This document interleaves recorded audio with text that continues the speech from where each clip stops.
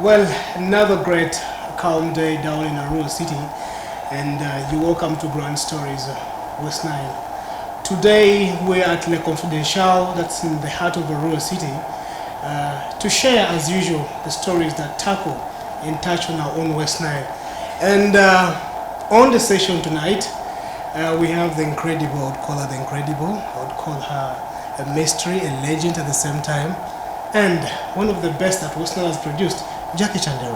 Yes, please. Welcome to Arua. Thank you. Welcome back home. Thank you. It's been a while, I should say. The I last know. time you were in Arua. Yeah, it's been over 6 years, I guess. 6 years. Well, 6 years out of the city, how do you find Arua, I should say? Different, but I'm extremely happy about what I see. It's greatly changed, greatly developed, so that's good stuff to see. That's amazing. Well, you look amazing, you look great. Thank you. And I'm sure you're having a blast in Arua as well. Oh yes, definitely. I've had a good time. Well, a quick one. Remembering your journey, the music career, like I'd said earlier on, you're one of the best Westnile has produced, and you're still standing outside there as an ambassador, trying to put Westnile on the map. How has been the music career? It hasn't been easy. It's never been an easy road because there's competition every day. New people come up every day. A lot of bubblegum music comes up, and it kind of washes away the whole timeless music thing going on. So it's not an easy journey. There's all the way from Coca-Cola to Yes. Go3, then for the last, I don't know, 2 to 3 years you've been off the scene when it comes to music. Yes. Any setbacks or any reasons you've been off the music scene? Yes, I was sick. It was health issues.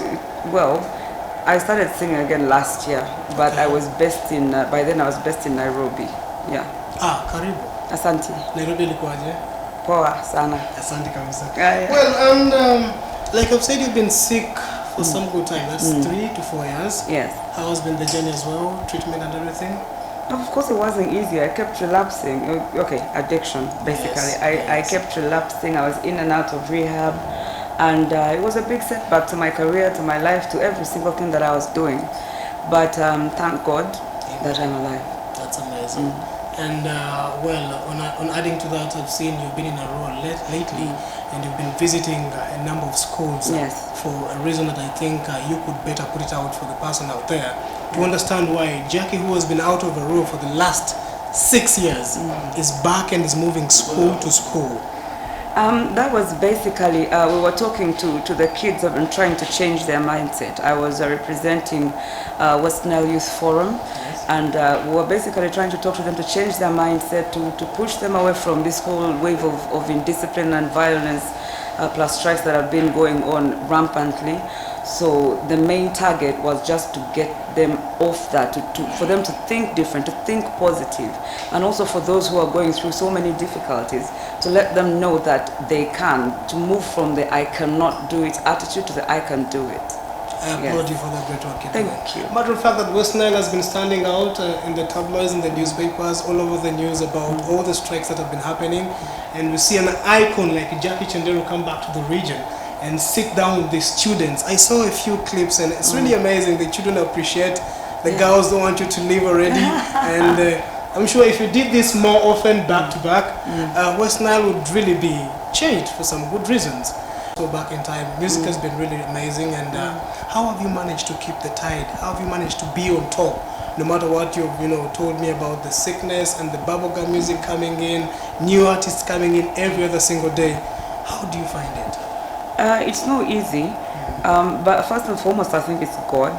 And secondly, I simply just don't care about the negativity that comes even from the fellow artists, because you're not going to find one artist that wishes another artist good. That one, it's like any other business. You cannot find a person selling tomatoes here or on the first stall, the second one doesn't like the first stall person. So it's just having to put out the whole negativity thing. I don't think about anything negative right now. I don't have any weird feelings. I just do what I feel is me. I do me, and that's just it. Should I say it's one of the reasons why we don't have any breakthrough artists hitting Kampala? A few have managed to, but they've not kept up with the tide. Yes.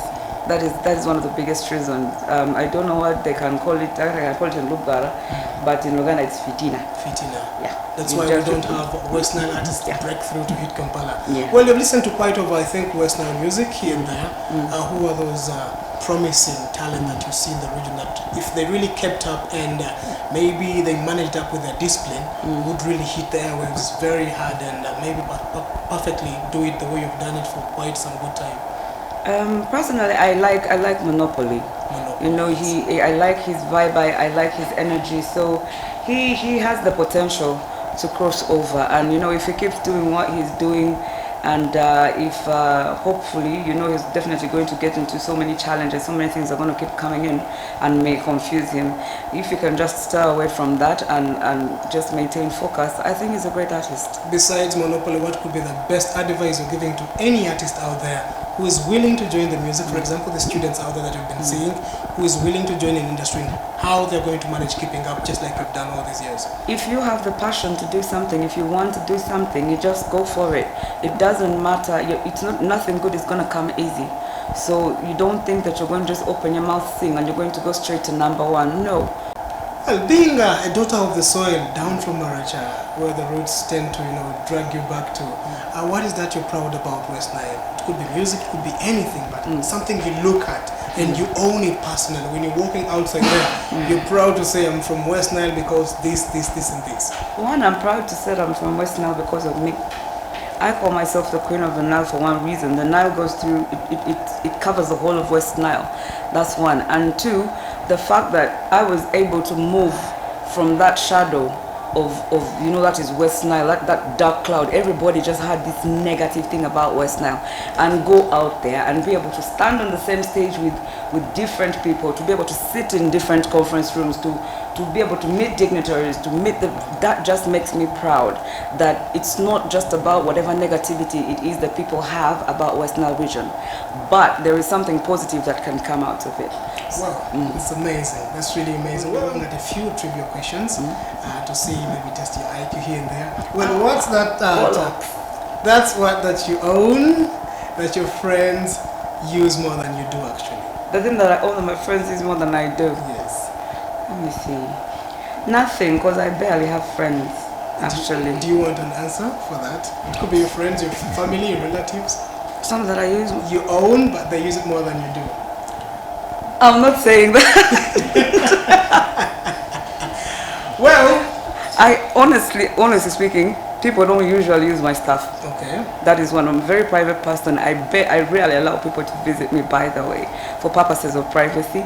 So it's not really much. It's not much. Or sugar. It's your name. I thought you were talking about normal things like everyday things. Okay. My name. I still get you. In which year was Westnile created? I have no idea. Definitely. You should be having an idea. I have no idea. I also have no idea as well. But I think we can guess. What do you think would be the best guess? 1984? 1914. 1914? Yes. Jeez, that's old. Well, another one. Do you still talk to your ex? My ex? It depends on which ex you're talking about. Definitely the last ex. Oh, the last one. You're questioning the last one. Also among the last one, which one? Kindly specify. Okay, which ex do you talk to? And there are many I talk to. There are some who I abuse, there are those I talk to, so which one? Well, I think you talk back to your ex. You still talk to your ex. It depends on which one, but I talk to my ex. That's the only question I wanted to answer. And what do you think of the West Nile branded socks? You can check them out. I love them. I'm actually planning to take that one. Which one? Without asking, by the way. This one. Why not Idi Amin, the legend? Idi Amin. Oh, these are cute. Yeah, these are nice. So I'll take this one and that one. And to summarize, to come to an end, what is that parting last advice you give to a young person out there? The strongest word that have kept you through the music career, through your relapses, the sickness, and life generally. Put God first. There is nothing that is possible on this planet.